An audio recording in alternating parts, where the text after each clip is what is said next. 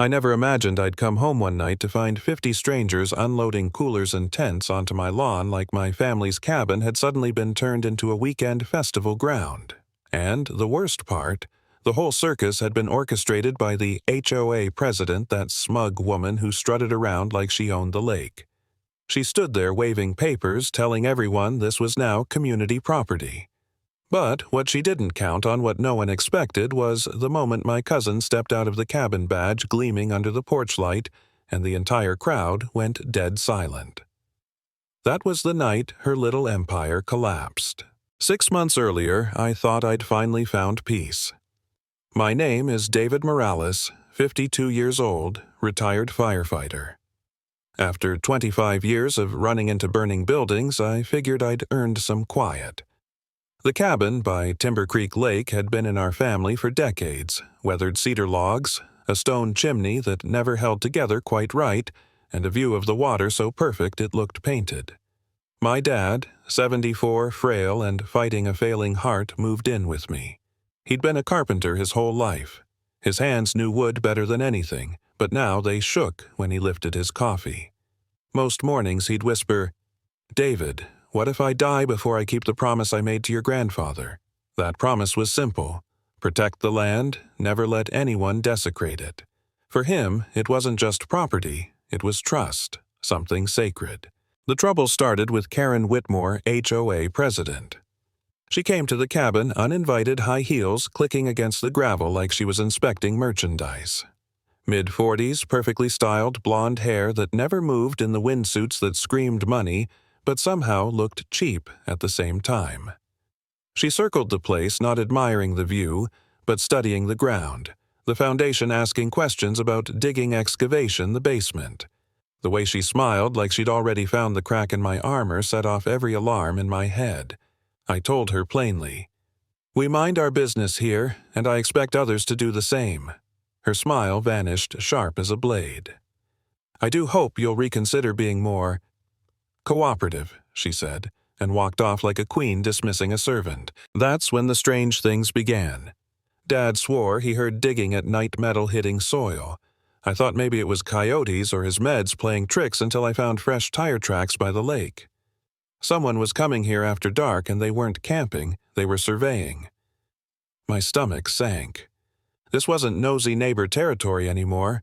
This was targeted. Then came the letter.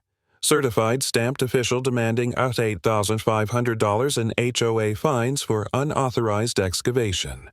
I opened it, and there, right in black and white, was my signature on some management agreement I'd never seen in my life. Forged, professional, airtight.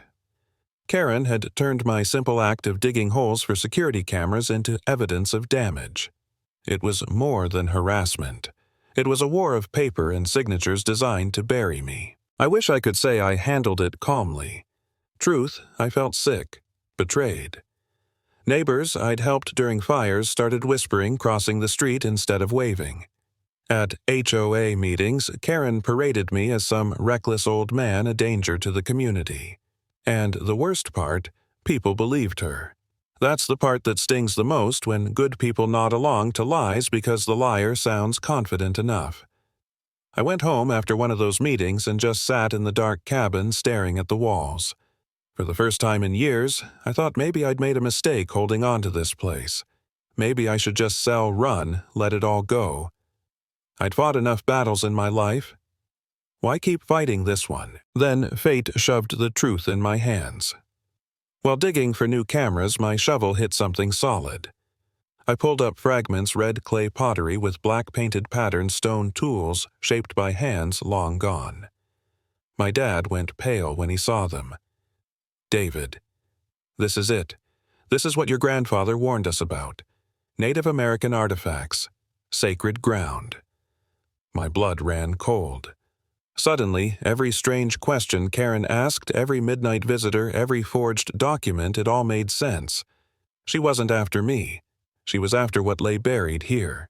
Not long after, a woman named Alicia approached me at the diner.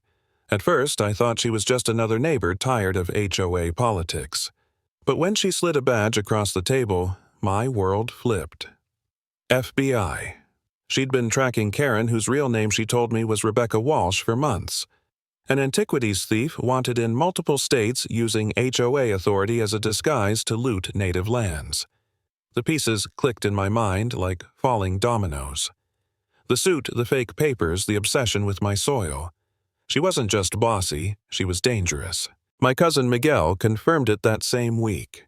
I hadn't seen him in years, and he showed up on my porch in full uniform, chief of police for Timber Creek. And this wasn't just duty for him. Through our grandmother, he was part Warm Springs tribe. For him, protecting this land wasn't paperwork, it was blood. We sat at that porch table with Alicia and realized we were holding the one thing Rebecca couldn't manipulate: the truth. Together, we built a plan.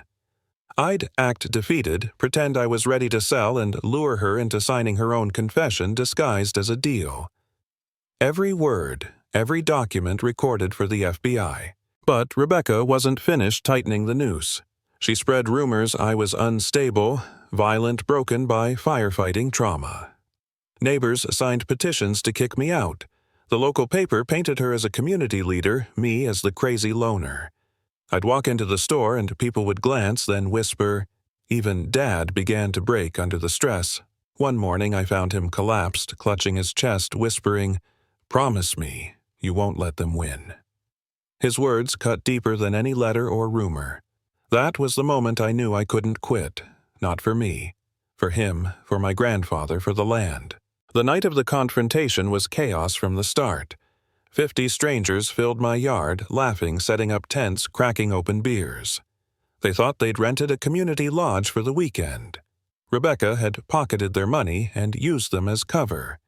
She arrived at sunset, black coat sweeping behind her, clipboard in hand, announcing to everyone that my cabin was now community property. I laughed, not because it was funny, but because the audacity was beyond anything I'd ever seen. I held up my deed. My tax records shouted, "This is my land." She raised her phone, live streaming, painting me as the madman keeping families from their vacation. And to my horror, some of them nodded, believing her. That's when the cabin door opened. Miguel stepped out in full uniform, badge glinting. The crowd went silent. Volleyball stopped mid-serve. Even the music seemed to die. He introduced himself as chief of police, commanding attention like only a man with authority can. Rebecca tried to out-talk him, waving papers in his face like her lies could overwrite the law. Then Alicia walked forward, flashing her FBI badge. The gasp from the crowd was like a wave. She declared the truth. Karen Whitmore is Rebecca Walsh, wanted for federal crimes. Miguel held up surveillance photos, Rebecca with antiquities dealers, cash-changing hands, stolen artifacts in her grip. The crowd that once doubted me now stared at her like she was poison. Rebecca's mask cracked. She tried to laugh it off, then spiraled, confessing in a frenzy, bragging about millions of dollars and stolen relics, about her dead husband's secrets, about the network of corruption behind her. Every word, every twisted boast recorded by FBI mics. The woman who once smiled like a queen now sounded like a criminal cornered by her own ego. Miguel read her rights handcuffs snapping shut as the crowd stood frozen. Rebecca screamed threats about powerful people who wouldn't let this stand. But no one moved. No one believed her anymore. She was done. Finished. And as the FBI van pulled away with her inside, I felt something I hadn't in months: quiet. Not celebration. Just quiet. Some battles you fight because you want to win. Others you fight because walking away means betraying something bigger than yourself. This was one of those battles, and I learned that the most dangerous liars aren't the ones who shout the loudest, they're the ones who smile while they steal everything sacred.